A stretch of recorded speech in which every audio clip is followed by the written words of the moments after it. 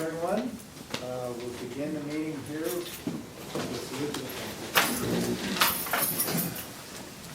the Allegiance to the flag of the United States of America and to the republic for which it stands, one nation, under God, indivisible, with liberty and justice for all.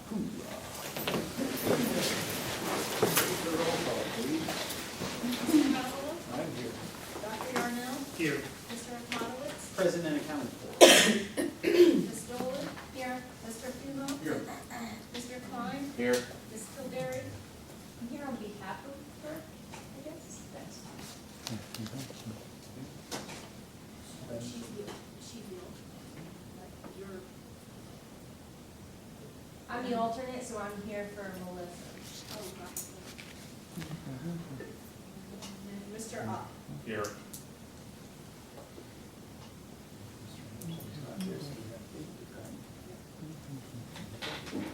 All right.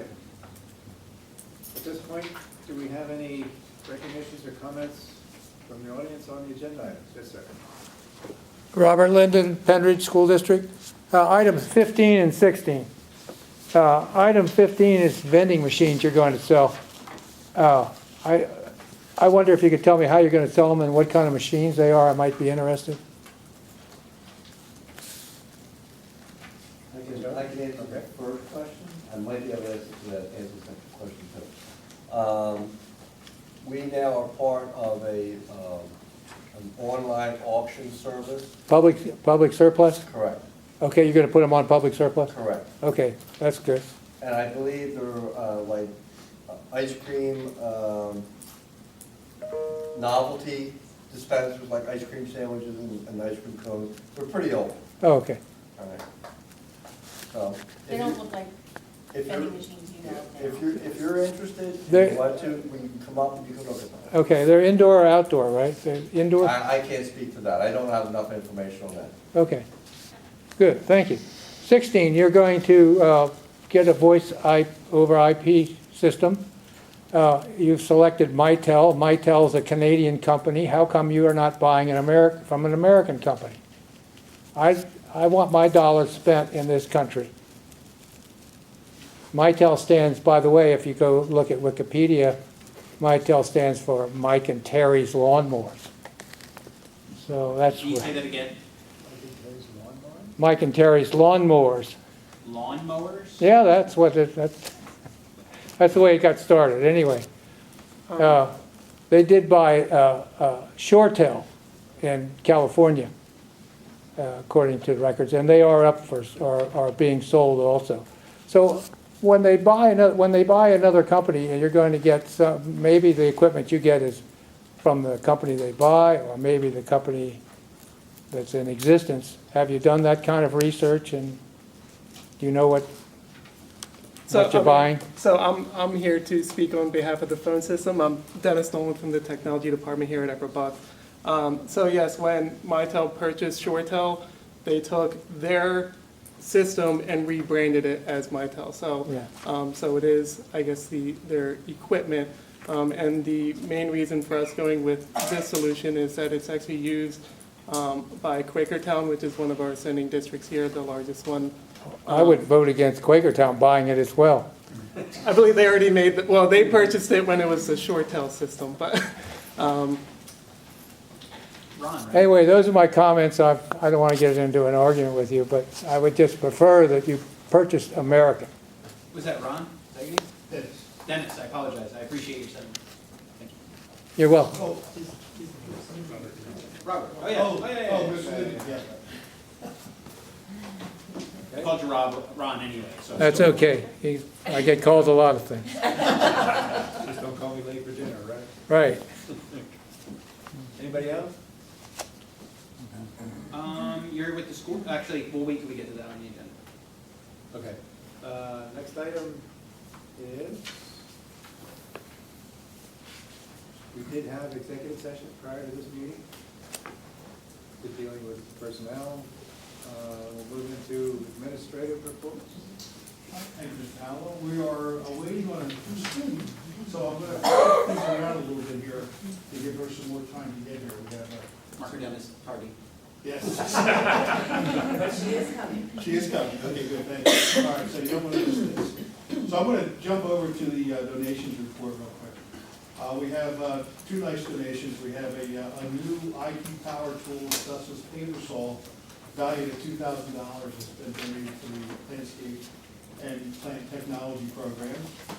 And we have a $300 micrometer set being donated to our machining program. So two things that we can definitely put to good use.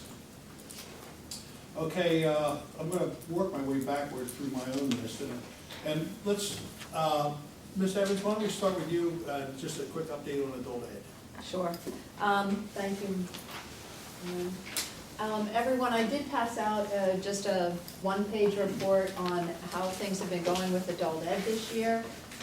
If you look, there's a chart that just shows that we have increased the number of classes this year that we're offering, almost doubled them. Also increased the number of students that we've served in those classes to 417, and we've just about doubled the revenue that we have brought in. It also, we are now about 60% of our expenses. So we are heading in the right direction, but there is much more room to go, and I'm very encouraged about next year. Continuing to expand programs and partnering. One of the things that we did this year is we partnered with the community college on the first metalworks training. Excuse me. We're now planning for the next cohort to begin in September, and also another class that will begin in the spring. So we're very excited about that. It was a very positive program. And just looking for additional ways that we can bring the community into the school so that they see what we're offering also in adult ed and all of the services that we have. Just last week, we had an Upper Bucks business card exchange here, and I think we had 42 people. It was a very nice event, and we want to do more things like that too, so that we have more interaction with the community and bring more people in. So some of the things that we're looking to do next year is expand our programming. One area in particular, we're looking at bringing in CDL training, also increasing programming in culinary and possibly a dental assisting evening class. And we'll be looking for grant funds. So that's basically where we are right now. Any questions? Okay. Thank All you. right, thank you, Senator. I noticed, I think a typo, Typo? just more to just, instead of 417, you put 410, is that just an accident, or? Yep. Thank you. Glad it's recorded, no problem. Okay, thank you. All right, I think our special guest is here, so we're going to switch back to Ms. Hill. Would you please introduce Yes. Sarah? So you guys have met Sarah a couple times. She's heading to nationals, and she's going to do her speech for us. So she gets that one extra night of practice, and she'll be looking at a panel like you guys. So, she is entered in the prepared speech, and they leave on Monday for nationals. So Sarah. Sorry I'm late, my spare tire decided it was gonna fall. Oh, no. So she's going to the podium because that's how it is at nationals. I can't see her. And the topic was, It's job ready day one, so each year they give a different topic, which is the skills USA theme of the year. So this is my third year competing, and I went to states all 3 times, but the past 2 years in states I didn't even place, so it was a real shock to get first. Sarah, you were here last week, so it's considerable time. Yeah. And Mrs. Anderson, there's working on this. Very dedicated. Thank you.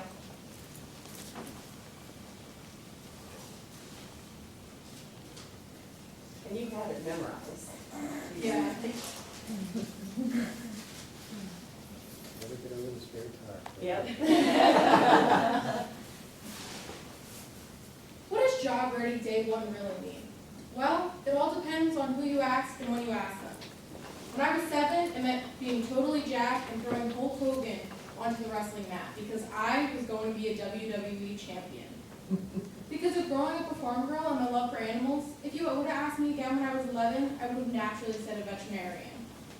But a few years later in 8th grade, reality sunk in, and my counselor made me make the decision of what I'm going to be when I grow up. I was panicked. I had no clue what I wanted to do. Luckily, I signed up to take a tour of the local technical school. I had no idea what to expect, but while on the tour, I entered into the construction technology program. I saw lights being wired, heard nail guns nailing, and immediately I knew this is what I wanted to do. I was thrilled to tell my parents of the decision I had made, but quickly realized not everyone has the same perspective on what job ready really means. First, my parents told me you are not going to the tech school. Oh, and my guidance counselors, they told me, oh no, honey, you're too bright to go to tech. Oh, and my friends, yeah, they said only losers go there. I felt like Christopher Columbus. Everyone was telling me the world was flat, when in reality, it's round. I was like, hello people, technical education is an extremely viable option. Everything the instructor had told me had made sense, and deep down, I knew this was the right option. If you ask the average person what job ready means to them, normally they'd say a 4-year degree and being over $50,000 in debt. But is that really the case? The answer is no. Skills USA and technical education gives students the framework to be job ready before they graduate from high school at little to no cost. The path that's repeatedly pushed in school is a 4-year degree is needed to be successful. Furthermore, this can only be attained by attending the academic track in high school. Through Skills USA, students not only learn how to advance their professional careers, but the ability to successfully continue their education and advance in the professional realm. The current education establishment keeps pushing an one-size-fits-all mentality. It is time to break that mold.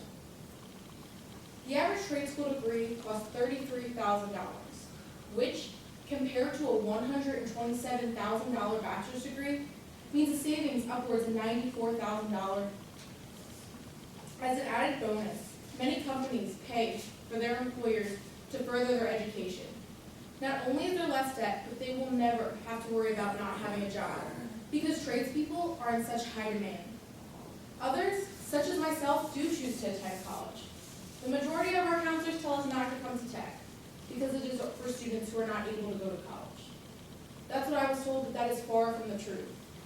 I am already enrolled in a technical high school and am taking college as a dual enrollment student. Many technical schools have articulation agreements with several colleges.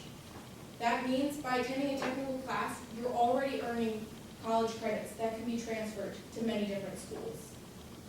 Let me share with you how Skills USA paved the path for myself to be job ready day one. I once used to be shy and quiet. I harbored a fear of public speaking, an essential skill, since my industry, construction, is a male-dominated field. I wasn't too familiar with being professional either. I had no clue what a resume was and had worn jeans to a job interview. I was far from job ready. Thankfully, Skills USA changed all that. During my first year, my teacher asked me if I'd like to attend the Professional Development Conference. This is where we meet with business and industry experts and get to learn insights and tips on different businesses and professional skills. We learn how to dress for an interview, how to write a proper resume, and how to dine properly. I said yes to going right away, but that was because it was a day to miss school and a bunch of my friends were going. Little did I realize how much this experience would help me to prepare to be job ready. After attending the Professional Development Conference, I immediately wanted to get more involved in Skills USA. I ran and got elected to be my construction and tech class's Skills USA president.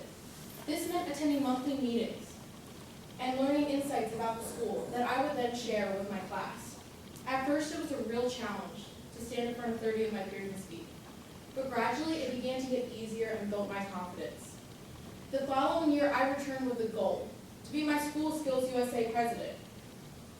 I would attend monthly meetings and report back to my class on what's going on. I fought hard and was elected. president, I was also asked to be an ambassador. This gave me the opportunity to represent not only my school, but our district at different events. It was truly an honor when I was asked to be the speaker at a Skills USA banquet. It showed how much Skills USA had impacted my life, when I was able to stand in front of over 100 people and speak. One day our teacher was talking about how you can compete through Skills USA. They offer different competitions that challenge not only your technical skills, but your ability to work under pressure, public speaking, leadership skills, and many other things employers seek when hiring. I decided to give it a shot. I practiced every day up until the day of the competition. Not only did this help me prepare for the competition, it helped me to become the motivated worker that I am today. The knowledge Skills USA has instilled in me prepared me for the job that I have today. I was up against several people, majority adults. My various experiences in Skills USA taught me skills such as how to write a resume, how to respond properly to interview questions, and how to dress for an interview. So when I walked into my interview, I was confident, prepared, but most importantly, I was job ready.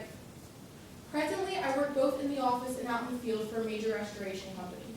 We handle fire, water, and storm damage restoration. All of my experiences in Skills USA has helped me to succeed at my job today. Having effective communication skills is not only important when dealing with customers, but I also need to be able to communicate with the crews on scheduling and what to expect when they arrive at the job site.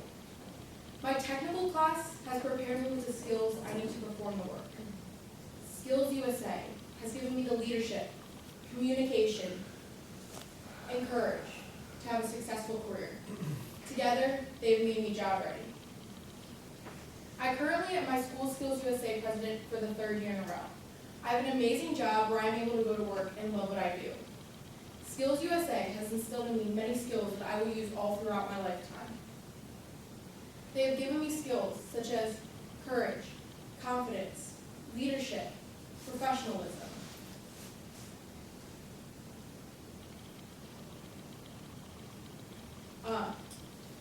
We are strong, confident, prepared. We are job ready day one. Thank you.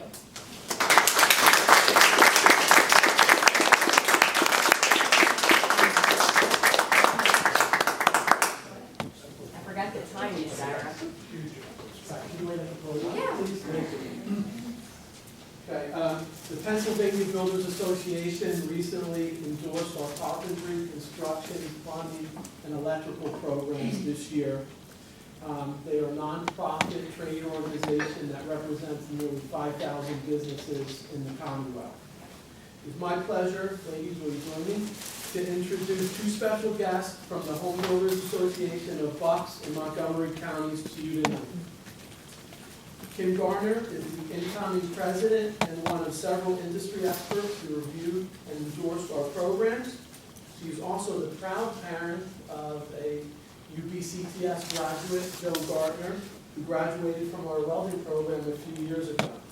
Dominique Jameson chairs the Women in Building Council and has worked with Sarah as in our mentoring program throughout the year. We are very thankful for your support, and we look forward to continue to expand our relationship. And I'd like to turn over the podium to you. So we had the pleasure of meeting Sarah and spending some time with her. And as part of a national competition that we enter every year, we were awarded a scholarship. And it was for a community service project that we did for Women's Place in Doylestown. And we were so impressed by Sarah and what she's accomplished this year that we're awarding her a $400 scholarship towards her educational expenses at the next endeavor. Thank you.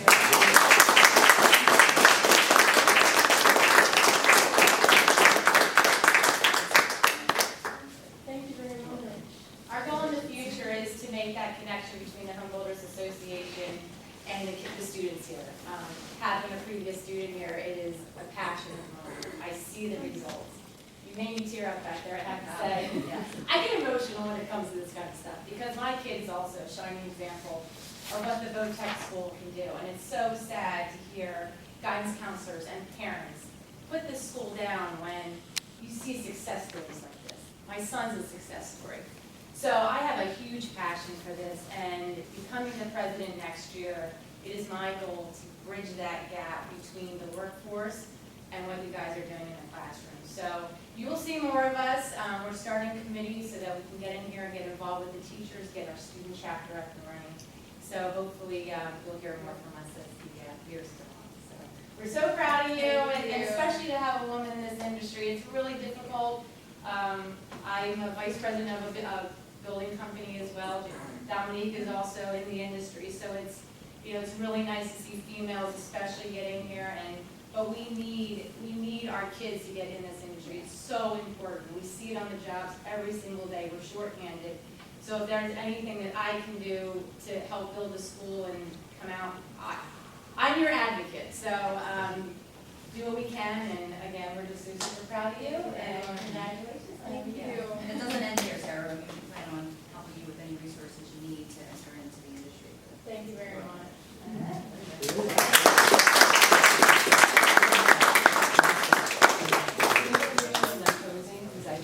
Yeah. I was actually you guys out, but I did a good picture. Probably one more pretty good, but. That's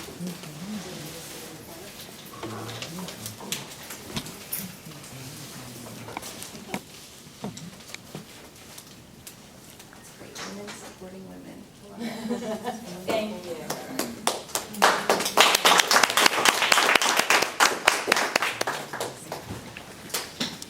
Okay, I'm excited. You videotape early on? I think you got it on video. Yep. I'm supposed to timer. Thank you, Ms. Williams. You're welcome to stay. Okay, well, we'll go back to Ms. Hill for the enrollment report. Okay, so as of today, we are projected at 743 students for next year. And what that means as far as the programs we have only 7 programs that are not at full capacity. So that's a pretty good start. How many programs We had 2 teachers take over, actually 3 teachers now take over capacity, culinary, law, and animal tech are over capacity. No, we don't over. All programs are at capacity except 12, Except for 7. except for 7. Diesel, small engine, machining, mechatronics, There's not a detail. electrical, plumbing, and landscaping. So 743 students, and that is a reduction from last year, right? No, it's more. Last year at this time, we were at like 730. Okay. And we do lose some in the summer, and we gain some, like I gave one today from Pennridge, so. So And I there will be some turnover Yeah, as yes, it the always summer goes on. happens. And people move. By the first 2 weeks of school, things Mhm. kind of level out. People, First 2 weeks is a little crazy. yeah, because there's like an add drop thing, kind Yes. of like a, yeah. Yeah, yeah, and Quakertown will be sending, if this stays, 353, Pennridge is at 313, and Palisades is at 97. They're almost at that same number. Yes, CTI, what's that mean? career, CIP, career, yeah, career internship program. That is the program where the kids can go to work, but in a business that's not related to anything that we offer here in our program. And Marilyn runs that program. So she actually goes to the 3 sending schools to meet with the students that are involved with that. They're out on the job.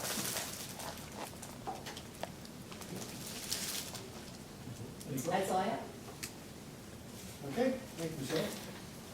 Okay, then we'll move on to Ms. Blazmarski, who will share some performance data with us. So you have a data report in front of you, and it's in black, white, and blue. And the title of it is Industry Certification Attainment and Cooperative Ed Workplace Learning Experience Report. And this is for the 17-18 school year. This is a new report for us, sharing out data to the board. One of Mr. Weidenfeller's goals this year was to include more performance measures out to the public. I'm sure that you've heard a lot about the Future Ready PA Index that is now upon us with all the schools. So before, when it was the school performance profile, our NOCI scores actually helped raise all of our sending schools' SPP scores because you were evaluated based on the percentage of our kids who scored competent or advanced, and you got that extra credit for the number of our kids that score advanced on the NOC. With the Future Ready K Index, they've also included another indicator, and that is your industry certification attainment. And that's, our students earning NIMS credentials, or our automotive students earning the, emissions certification license from PennDOT. And then they're also looking at whether or not a student graduates with a work-based learning experience. So I'll be honest with you, I'm very, very proud of this data, and we all are very proud of this data. The percentage of our non-eligible seniors, and those are the kids that have been in our program successfully, the same program for 2 consecutive years, by the time they graduate, 87% of them are graduating with an industry credential that's recognized by PDE, and 34.8% of them are graduating with a work-based learning experience. Now, we'd like to see 100% of our kids, but just to give you an idea of the data, as you know, I'm finishing up my dissertation. My dissertation is on career and technical education and these performance measures. So looking at my statewide data, this is every student in Pennsylvania, the co-op participation statewide is about 15%. So us having 34%, more than double that, is outstanding. And all of our team has done a lot of work trying to improve the number of kids that have that work-based experience. For your convenience, we've included the data by sending school, so you can sort of get a feeling for, how a comparison. And then the data by program, and I do apologize because I did abbreviate SIP, and that is the Career Internship Program. But these are all of our programs, and the percentage of kids from that program who graduated with an industry credential, and the percentage of those completers who graduate with a work-based learning experience. So that's a way for us to look at our programs. When you start to see like a lower number, and you see the, like cosmetology, our students need to earn and be here and present for 1,250 hours, which basically means they need to be enrolled in our school for 4 years to qualify to take the state boards, which is their recognized license. This year, our cosmetology teachers piloted the OSHA healthcare. Next year, they're going to pilot the SP2, which is safety pollution prevention for cosmetology. So that'll be a recognized cert. We'd like to see all of our kids graduate with their cosmetology license, but if they don't get enough hours, then we can always get them something else to fall back on. Any questions on the report? Wow, so in order to get a cosmetology license, they need to be in this school for 4 years half a day. Is that what you just said? Yeah, because our programs are set up, if they're here for 4 years, it's 1,320 hours. But when the setting schools pull them for testing, for assemblies, for special schedules, and they don't get hours for that. If they're absent, they don't get hours for that. So, that 1,320 down to 1,250, there's some wiggle room. And our teachers do a lot, like all last week, we had kids in here still working on trying to finish up their hours. And I think we have 4 students who are taking their licenses. Some are just won't help Pennridge take the time Palisades on your metrics, because it'll be too late past the deadline. So just humor me here for a minute. Yes. Like cosmetology school, like, the Empire Beauty School and stuff. I mean, is the time allotment for a program like that similar to the 1,200 hours? Yeah, all cosmetology training centers, whether or not it's Empire or a career and technical school, still abide by the rules of the State Board of Cosmetology. And that's where we get that from. And Yeah, so we take freshmen? we do.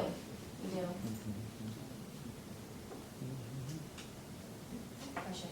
What do you attribute the differences between the setting schools? Like a 10% difference between like Palisades and Rivertown? In what metric? For the not eligible seniors and all seniors.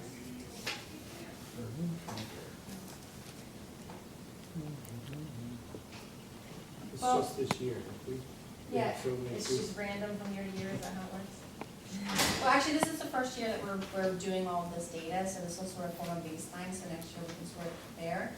I mean, when you start looking at the numbers, when you only have 25 kids at Palisades, like one student performance makes a big impact on the overall percentage. If we have one that wouldn't make it, ooh, the average goes way down. Yeah. Yep. And some kids aren't eligible if they go into the program. We have some seniors that join, that's their first year, so then they can't take the test, so they're not eligible to take the test. Okay, so there might be some that came later than others in certain schools? Yep. And you were looking at industry credential, not work-based learning? Yes. Any other questions? Okay, and finally, in my report, I just want to take this last opportunity to thank everyone. To thank the many JOC/board members I've worked with over the last 7 years, close to 7 years. The 5 superintendents have done a wonderful job of supporting the school and me and as professional advisors. The community, of course, many of whom we see from month to month, it has been very supporting to have you here, and I appreciate the questions as well. You've done a great job, Mr. Linden, Mr. Stalker, thank you for coming. And finally, I want to thank the administrative staff. These are the folks who have made my job easy over the last 6.5 years. They've accomplished a lot more than we'd ever be able to tell you in these meetings. You know, just little things, anything we talk about brings up something that I can share with you. You know, going through the data with Kathleen and looking at the co-op members, the students who have had a work-based experience. We have known, we have seen this from school to school, that there is a definite and strong correlation between students who have work-based experiences and students who are successful in every other aspect, whether it's the third end of program assessments like NOCI or NIMS, or whether it's being work ready. So 7 years ago, there was a number that we looked at for co-op students, and it's been a goal ever since to get that number as high as we could. You may remember, those of you who have been here for that time period, that one of the first moves we did was to move the teacher. The co-op teacher was splitting her time between co-op and marketing. So we took a little bit of a nosedive with our marketing, but we've quintupled the amount of students who are getting co-op experiences. We initiated the SIP program, the career internship program, and we're leading the state at this point with students who are getting that work-based experience. And as if that's not enough, I want to just throw out there that Kathleen's dissertation, it's been incredible to look at the data that she's gotten her hands on thanks to Pennridge. It turns out that our instincts were right, that the number one indicator for success for a student and for a school is the number of people who are getting work-based experiences.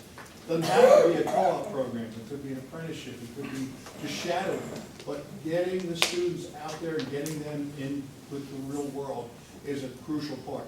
So, there's a lot of people here who are a part of that. Mike Herrera gets a special thank you for that, and Tracy Hill, because they are the ones who really bird-dogged that mission for the last 6.5, well, as long as they've been here, a big part of the last 6.5 years, pushing to make this happen. So, and that's one thing. I could go on with hundreds of other things that go on here, where this team has just been so successful and so coordinated and so supportive in making things happen for the school. And it's why Upper Bucks Tech School is one of the best, clearly, any way you measure, one of the best technical schools in the state of Pennsylvania. And that's really saying something, and I attribute that to these people right here. So I thank you from the bottom of my heart. I thank you for everything you've done for me, for my family, for this school, for Bucks County. I am Bucks County, as you know, is my home and my family, is my heart. And everything that I've done here, I've done because I love Bucks County. And thank you. And that's it.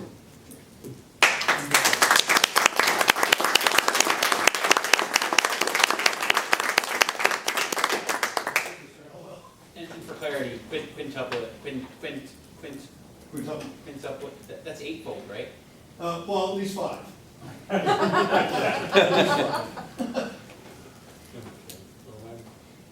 going to save my comments for the end, but we can, unless somebody else has something. Thank you so much for, Thank you. it's been a pleasure to work with you this last 6 months. I'm going to miss you. No offense to you. I'm sure we'll get along fine. Okay, we'll move on to committee reports, which we don't have. Nobody met, so we'll move into. Did you guys need help figuring out the formula after the last meeting? I was gonna say, you might wanna just briefly touch on that. Yeah, Yes. Yes, the three of us, Mr. Holloway, Brian and I, I was there, I was here. okay. We did meet to talk about the funding formula. Obviously, last year, for the first time in some years, we have seen a negative balance between the revenues and expenditures, and I gather from Mrs. Kapawanu that that's likely to repeat and grow perhaps even larger this year. And that has to do with the funding formula, basically, and the caveat that we don't allow the increase for any of the school districts to exceed the Act 1 index, which then means that the other two school districts tend to be, their contribution is depressed. And so relative to when Act 1 was instituted, it was roughly 85% of the funding came from sending schools. Now it's more like 75%, and that is not an easy number to make up, especially on a $10 million budget. For a school that doesn't have any taxing authority, they have to rely on what they can generate internally or get from the sending schools. So we met and we talked about it, and obviously the way we do it, this is going to get worse unless there's some change. And so one thing we talked about was basing the funding formula on the actual eligibility, if you will, the number of students that exist in each of our sending schools. So that would change that balance significantly. And I suspect it would change the balance so that some districts would be happy with that change and others not so happy. So that's an ongoing discussion. We obviously have to continue to try to find something. If you read the Articles of Agreement, you will note that all three sending schools have to approve changes in the Articles of Agreement to make the amendment stick. So it can't be something that benefits two of the three and the third school finds it onerous or it won't pass. So we're still working on the project. I think we'll get to the process, getting some more data. Yeah, Dave. Bill, Mrs. Capelano has been very helpful, generating schemes for us, right? Of what it will cost and what it would benefit, and how much would be raised by changes. So you're talking about going from the averages of kids who attend the school to the averages of kids that. That was one thing that we discussed, yes. But wouldn't you still end up with that same discrepancy where whichever school is paying the most will still be capped out at the Act 1 index and the other two? If we don't change that part, Yes. that's correct. Because I think, from my perspective, I feel like the number of students who are coming here is already pretty fair. I think it's that other aspect of it that, capping that top Act 1 number and then the other two maybe well below that, but that really throws off. It's one of those wonderful unintended consequences that you don't realize will happen back in 2006 when Act 1 was enacted. And it made very little difference in the initial years, but as the years have passed, it compounds itself. And so now it's difficult to change. Just removing the Act 1 index would increase the Quakertown contribution 27% or some such number, be able to calculate it. It's a huge change. So obviously that's not going to happen. And the reason is simple, as I said. You have to be aware that whatever change is made, all three sending districts have to agree to it to amend the articles of agreement. So, And things change over time. and when they do, of course. The way it looks now isn't how it looked 10 years ago, 15 years ago, and not how it's going to look 10 years from now. So that was part of the discussion as well. And I think we all kind of agreed that what we need to do is begin to react and change this, not so that there's drastic change in 1 year, but work towards moving in the right direction so that that change is gradual and eventually gets us in the place we need to be. And using the eligible enrollment number decreases the variability in the data. Because right now, it's like, a couple of years ago, Quakertown started saying ninth graders, so you had this huge spike in their enrollment, and then that's really sort of what started throwing this off. But if you include eligible students, there's less fluctuation. It's not like, Pennridge goes from 2,400 students one year to, 1,500 the next, eligible students in the building. So that was part of the rationale for it. Thank you. I was trying to understand what the benefit was to that. I understand that benefit. I still think that it's, it's more fair based on who's actually coming, but I can see why, I was trying to figure out why that would have been a benefit, so I'm trying to figure that out. Well, currently, the student numbers are averaged over 5 years, so that does smooth out some of what you're talking about, but not all of it clearly.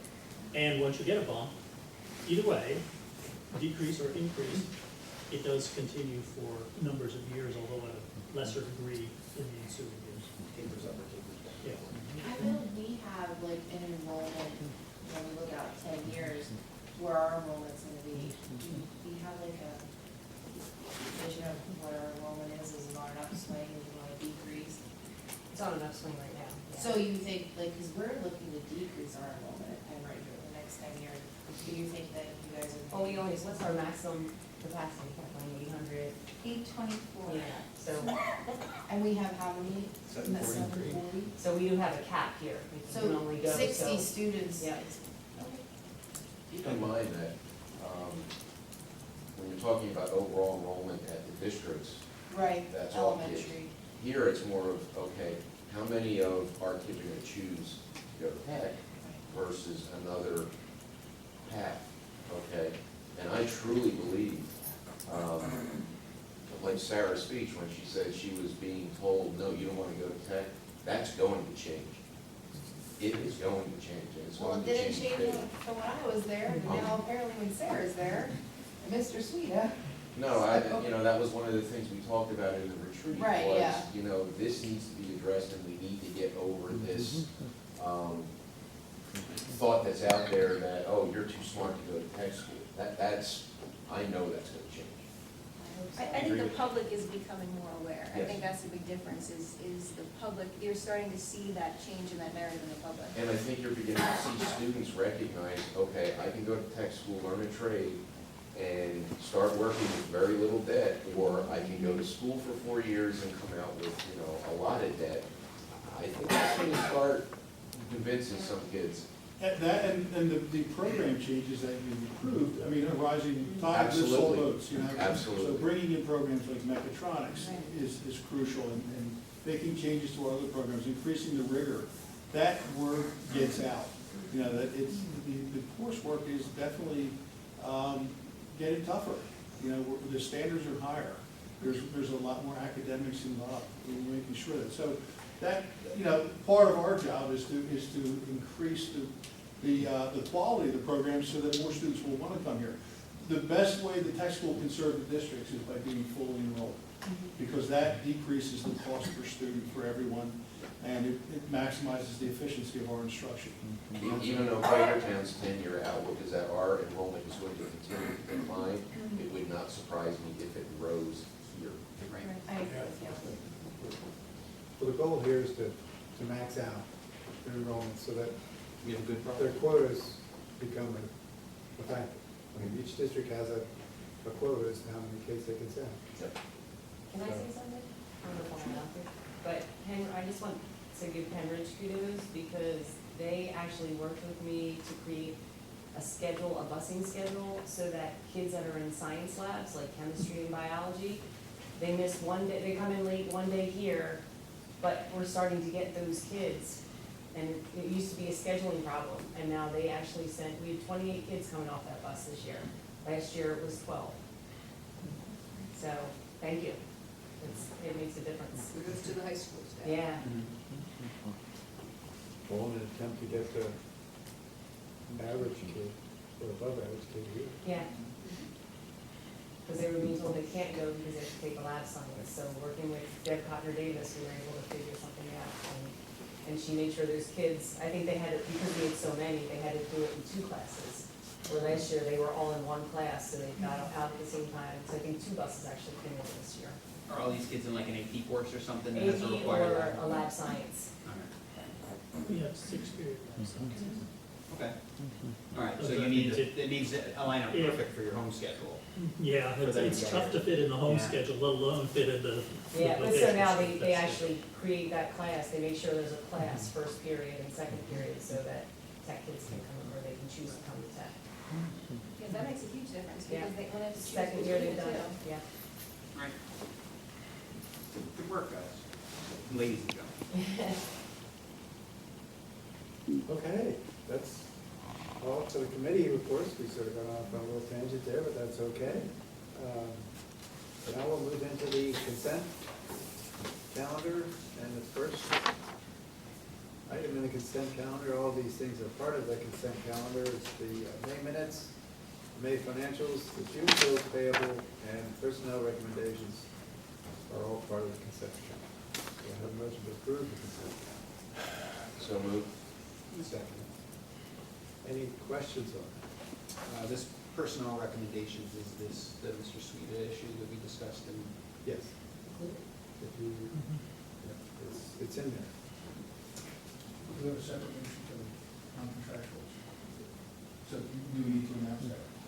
Well, there was, if anybody has access, there's been a slight change to the personnel attachment where there's a agreement, change to Mr. Sweet's contract to allow him to carry over some sick leave. I mean, do you want me to do the motion for Sick days with condition. the salary? Oh, well, there's that too. Go right ahead. Okay. Just because of the fills. Right. A motion to approve a 2.4 increase to the non-contractual and/or non-union employees effective July 1st, 2018, is one of the consent calendar items. But it's not previously published. Okay? Everybody is he checking the dates? I'll prove that we accept this. There was a motion and a second. Then we vote. So, if there are no questions, we'll vote. Everybody ready? All those in favor, say aye. Aye. Those opposed, nay. That motion carried. Sick time just in case, right? Yes. Just check, just check. Emergency situation. Thank you. Item 8, motion is in order to authorize administration to pay bills over the month of July and August, and to be, those payments then to be ratified at the August JOC meeting. We don't meet until August, those are doable. This gives the administration the opportunity to pay the bills that are due, and we will ratify them. I would motion. Second. So I don't have to come. Any other questions? All those in favor say aye. Aye. Those opposed, nay. Okay. Next item, motion is in order to approve the rates for substitutes, student workers, and other positions effective July 1, 2018. That's also an attachment. Do we have a motion? Motion approved. Any second? Second. Any questions on this? It looks like they're pretty much the same. This one's The down here. cafeteria substitute is the only one that's changed, correct? Any questions? Any chance to look at it? Okay, all those in favor, say aye. Aye. Those opposed, nay. That motion carried. Next, we have the annual insurance policies. Motion is in order to approve the annual insurance policies. This is also an attachment. A motion? So moved. That's pretty good list here. This is for next year, I assume? Why has a cyber liability gone up so much? It hasn't really do any claims. I think they find a way to just ameliorate everything so that, you know, our whole thing is only, oh, you're teasing me? No, no, Oh, you know. I'm serious. I think, I honestly don't know, but, you know. It's an industry thing. The if whole I may. thing is only $73 now. It is an industry thing.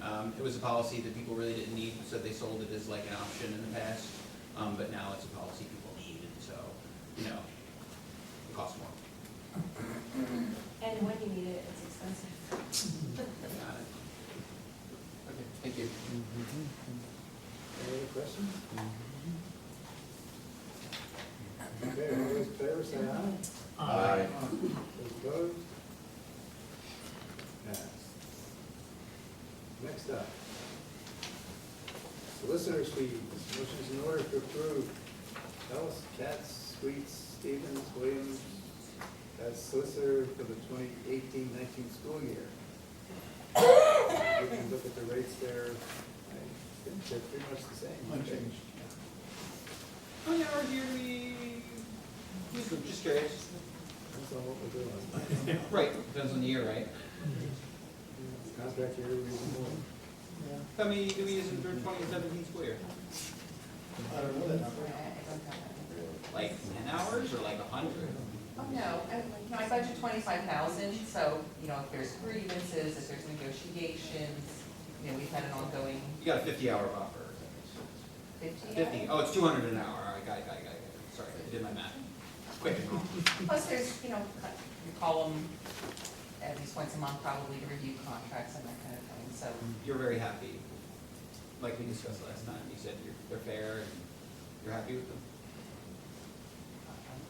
I thought we talked about this last month very briefly. Okay. I don't recall that, but No? I think maybe. No. I think that was that was Oh, the audit, oh, yeah, whole different story.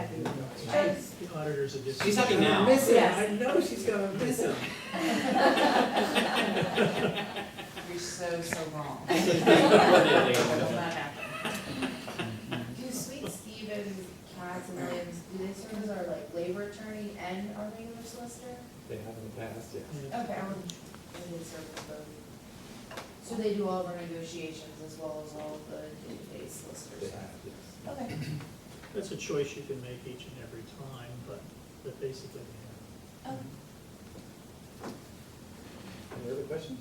That rate is like a normal rate in this area? It's cheap.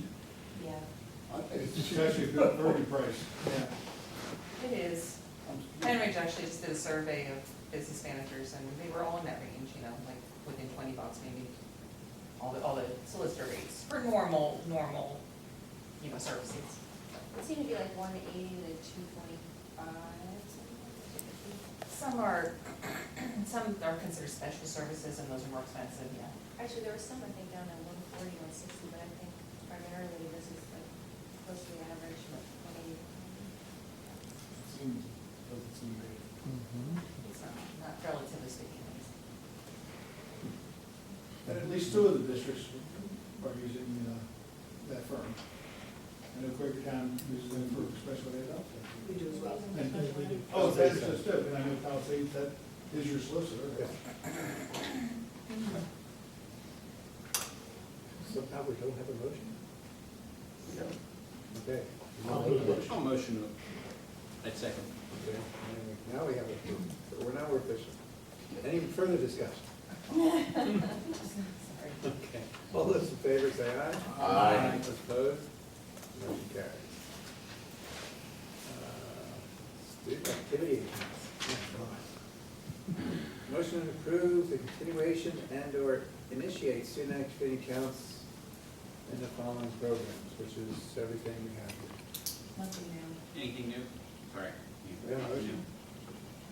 Oh, motion to discuss. Second. None of these programs are new. Not this year. These accounts are like temporary holding accounts where basically, you know, bakery, cooking class gets a certain amount of money and they can, is that what this is? You got It is not. $1,000 to spend. They're not temporary, the teacher, if they choose to, and not everyone always does, they are an advisor for student activity accounts, and it's all student-raised money, and students have meetings, and they have to decide how they're gonna spend it. We need minutes before we can cut any checks. So it's the normal process, but with some added requirements, like the minutes have to occur, meetings, they have to elect officers. Kind of like a college.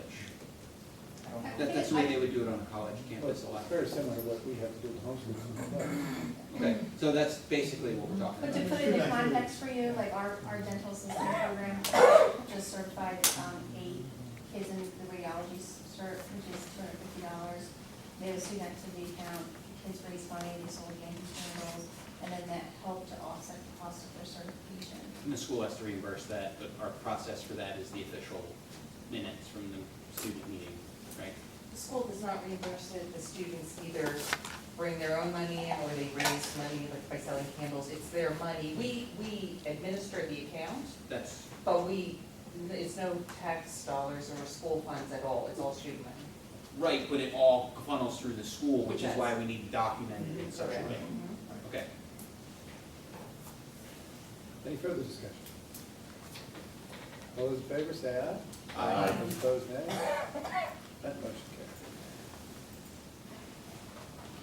Item 13, Delaware Valley Health Trust Resolution. Motion, or resolution is required authorizing participation of the Upper Bucks County Tech School in the Delaware Valley Health Trust in accordance with the Pennsylvania Intergovernmental Corporation Law.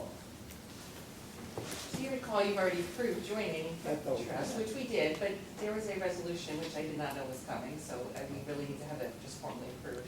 But we've already joined, so it's too late. They got our money? I'm sorry, what? They got our money. Well, they actually don't have any money from us yet, but, everything else, I mean, we've had our open enrollment and, it's too late to go back, so. So you don't have to read that whole recommended action, do you? I'm not gonna read these, but I do need a first and a second. I would motion to approve. Second. Any further discussion? All those in favor say aye. Aye. Opposed, nay. That passed. Item 15 is obsolete equipment. Motion is in order to approve, what did I forget one? Skipped one. 14. What was Make 13? sure that she has this lofty position. Oh, my. Okay. Down Motion each is in another. order to appoint Thank you. Gail Capuano to serve as the UBCTS Management Trustee to the Delaware Valley Health Trust for a 3-year period from July 1/18 to June 30th, 21. And that So basically moved. just means you're Oh, I binding move that, decision. yeah. Yes, lock her in. Not lock her up, lock her in. It's pretty much the same. I'm sorry, what, Dave? That basically means you are authorized to make binding decisions on our behalf. Well, I would vote if there was some issue that came to the table there, but they don't have meetings It's a every month, trustee the way our meeting. desk. Gotcha, it's an annual meeting for documentation purposes, because it's, got it, thank you. I'm sure you will represent us well. I would try. Motion to approve? Yes, I think we have that right. Any further discussion? All those in favor say aye. Aye. Opposed? Okay, now we'll move into item 15, obsolete equipment. All right, yes, the motion is in order to approve the designation of the equipment listed as obsolete and approval for its sale/disposal. So moved. Thank you. All right, second. Any second? This is for food vending machines, what it looks like. Questions? Is there any ice cream going to be in the machine? I wouldn't I need would it. need it. Ice cream sandwiches, they last forever, right? Yeah. If I put this at my house, I'll eat less. Okay. It's not that big yet, but we're getting there. Any further questions? All those in favor say aye. Aye. Those opposed, nay. That passed. Item 16 is the phone system. Motion is in order to replace the existing Samsung phone system with a Mitel Connect system at a cost of $31,132.50, payable to North Star Networks. Your motion? Is he here to talk about it? Yes. Unless we get a motion on the floor, we can. Motion? And second? Second. Okay. We have questions. Okay. Do you have answers? Dennis, would you introduce yourself? So we Yes. know who you are? Sure, I'm the systems administrator here at Upper Buck, and my name is Dennis Nolan. So Dennis, we chose, how many other companies did you get quotes from? So I received quotes from a total of 3 vendors. And that wonderful documentation in your hand, does it happen to be these quotes by any chance? It is only the North Star. Oh, it is. Yes. And where did they come in as far as their price?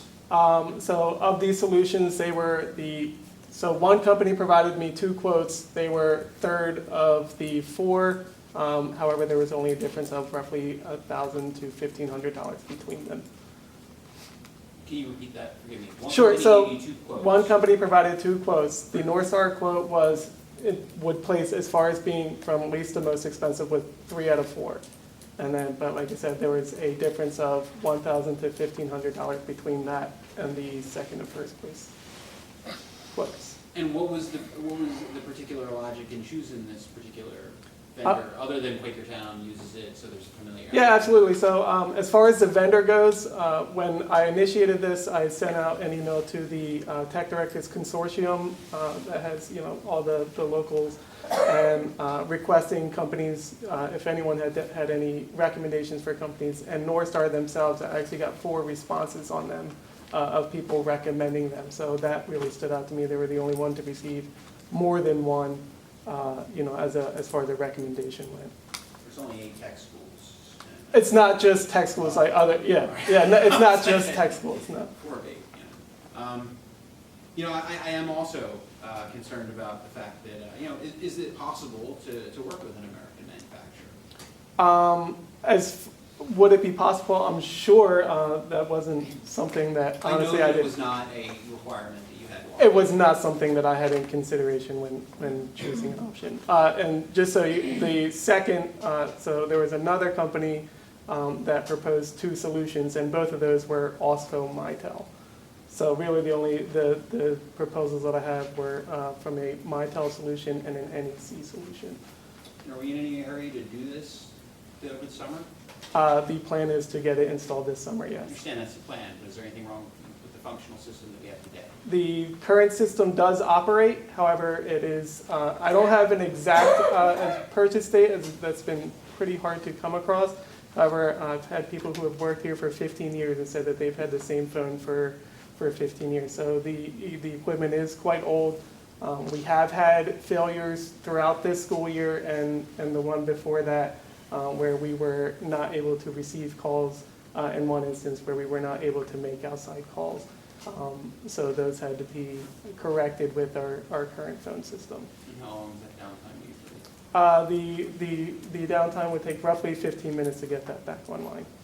I would like to see, maybe my personal preference, would like to see additional quotes from American manufacturers if possible before we make a decision. If I may, you won't find any. And telecommunication equipment is not made in this country. It's all offshore. Seriously. Rob? There's still American manufacturers. When I do a search, I can't verify, can't go to the company and verify where they get their parts. But there are American manufacturers. This is a Canadian company. The money goes to Canada. Versus an American manufacturer, the money goes to America. That's the difference. We all know that the parts in our car and everything else might come from somewhere else, but When you buy a Ford, you get the feel. you'll be able to afford, supporting American workers in some Right. capacity, which I encourage. We're gonna be paying an American company to put it in, Correct. right? They're a local company, Yes. most likely. Yes. Odds are they were probably put together in, not Canada or the United States, no matter who we buy them from. vendors make their recommendations on who they get the best profit from, because they're just reselling. They're installing and reselling. They don't, the vendor, North Star, whatever it is that's been chosen, is just an installer. He's a rep in that standpoint. He's not the manufacturer. It's a Pennsylvania state contract, right? Yes. Is Quakertown happy with the system? Mhm. Because I've heard really good things about, from We're- Quakertown, I've heard that people we're- like it a lot. Yeah, and where I work, we got the system about 3 years ago. So my own personal experience with it, it's very good. Yeah, I've heard great things about it. I actually wish that would have been in the running when we were looking for a new phone system. Sir, unless you can provide me with a suggestion to suggest to this body to research, I think I'm gonna have to not make a blocking motion. I'm talking directly to you, as I probably shouldn't be, but I'm asking, do you have any suggestions of companies we should research? No, I didn't, No. I did my research this afternoon, so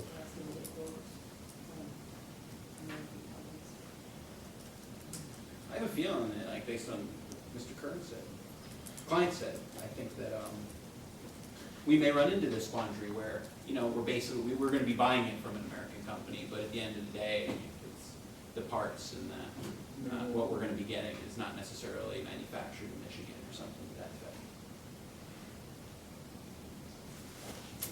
On the same kind of thing, we've had trouble with proprietary systems in the past. Is this one of those again? I'm sorry? A proprietary system where you have to buy the parts from us? Yeah, so as far as phones, so it's not entirely proprietary. So actually, one of the things that we decided on as far as the implementation goes is that our teachers are going to be keeping their existing phones, and they don't have to be from any one manufacturer. However, the IP phones that we're going to be getting at the desks, for offices and whatnot, those will have to be a ShoreTel/MyTel phone. Is there anybody out there that doesn't? Well, obviously, we have a choice here though, with this system.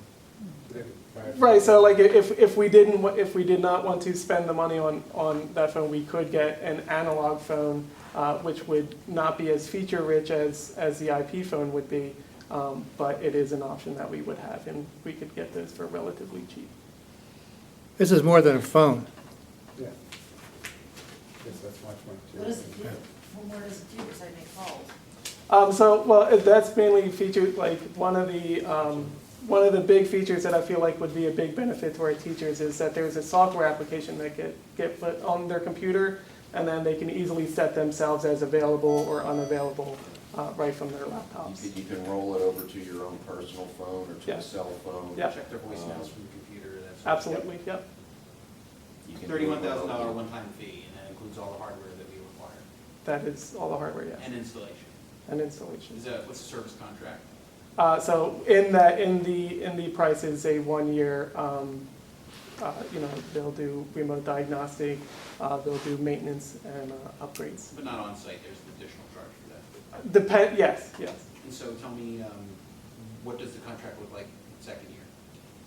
So for the annual renewal, I don't have the number off the top of my head. I'm sorry. $2,000, like $5,000. I want to say 2,300, somewhere in that ballpark range. What are we paying right now? We do not have an SLA with our current, the company which we purchased our current phone system from. And so who currently works on servicing our current phone system? If we had to have someone do it, we would call it a company called ET&T, which is one of the companies that provided me a quote for a replacement MyTel system.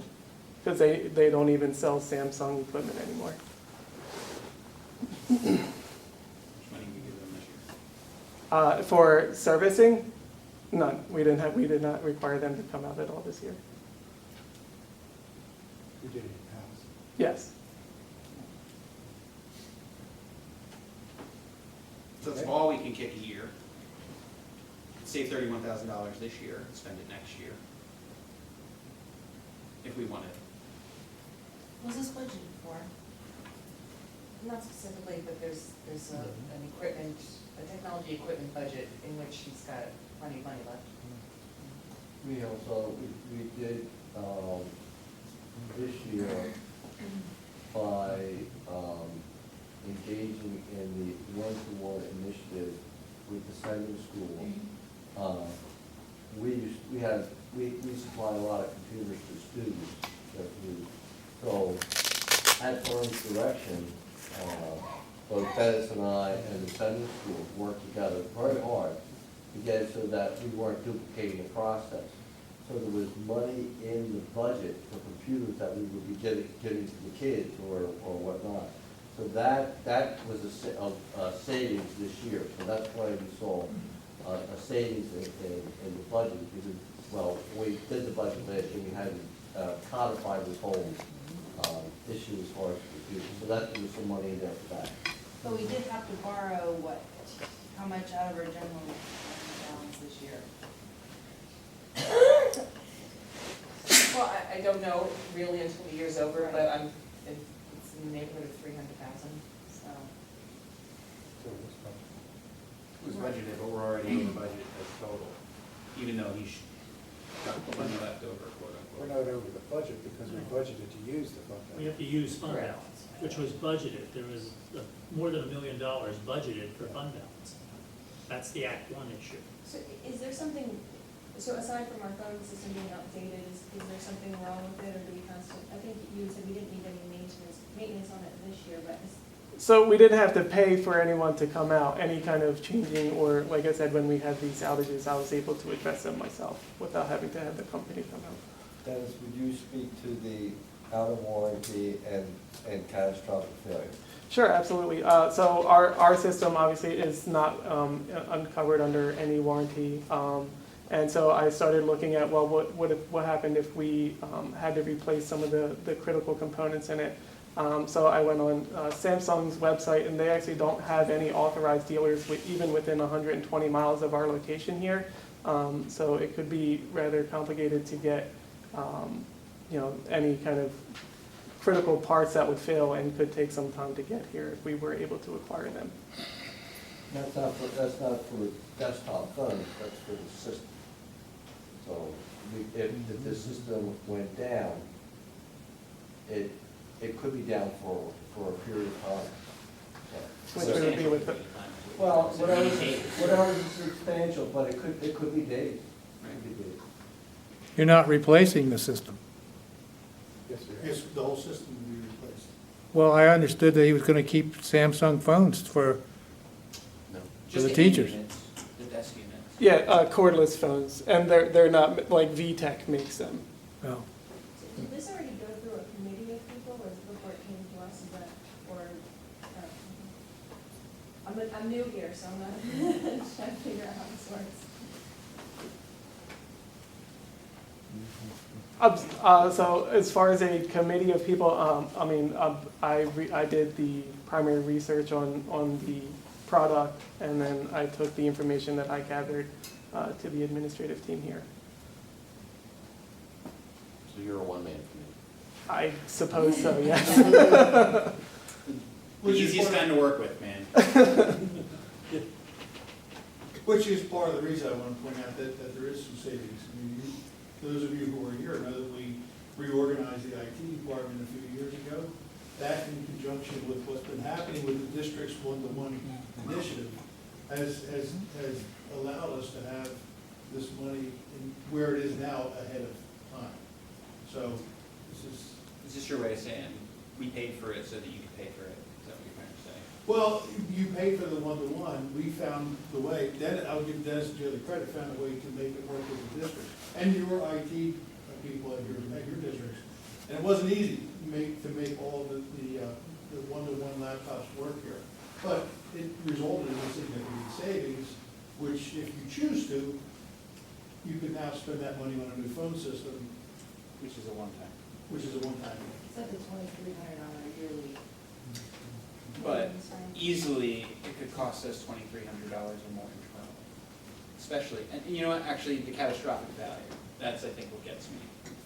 Literally, we can spend the 32 Gs now and be done with it and not worry about it. Or we could, based on my suggestion, maybe delay it a year or two because, save money in the coffers. But then if we have a catastrophic failure at some point, it would have cost us $32,000 to fix it, and now kids can't call home. So,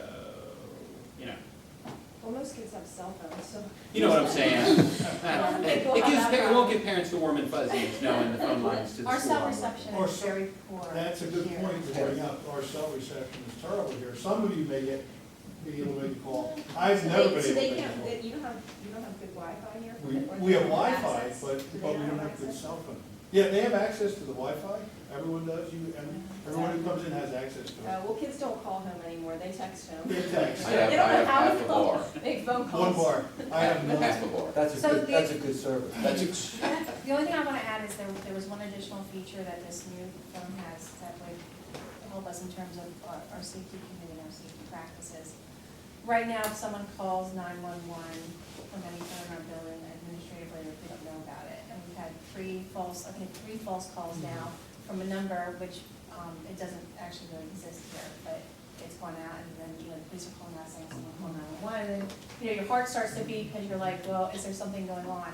So with this phone system, it would, if someone picks up the phone, calls 911, it would automatically notify our administrative team that a call was made in the building. Because it's digital and it's all.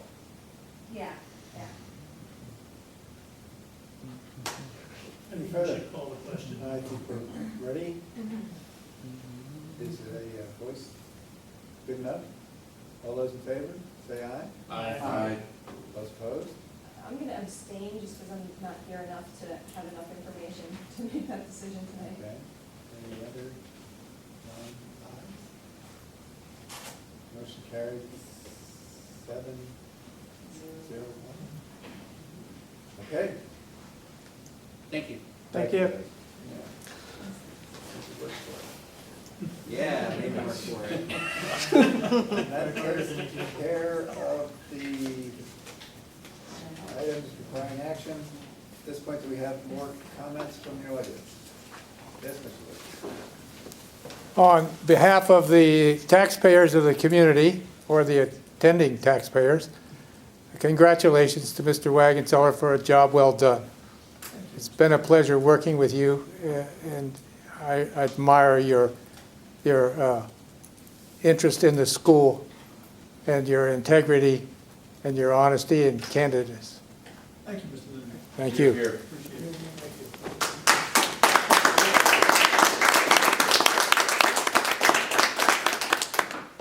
Any other public?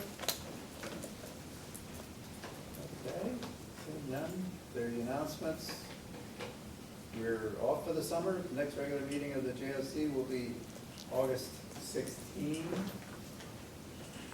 And current night will be September 11th. Any JOC member concerns? You want to start on one end or free flow? Don't fight over who goes first. I'm fine, so. Last chance to August. Yep. I'm just gonna say that I've been through 5 or 6 directors. I say that the one is one of the conscientious, I'm gonna say best, but I'm always impressed with Vern's integrity and drive, and it's been a pleasure having Vern here in charge. I'd also like to say that when I started coming here as an alternate, you welcomed me with open arms. I felt right at home immediately, and in working with you over the last few years, integrity, best I've ever seen in anybody. It's been a pleasure working with you, and I wish you all the best. Thank you. It's been my pleasure, trust me. Thank you. Okay? All And that's Dr. left? Radigan, happy retirement. You last WDC. Oh, yeah. It's been my pleasure to work with this tech school for 2 years. I mean, I've been working with you for 5, but 2 as superintendent of record, and I got to see it in a different light.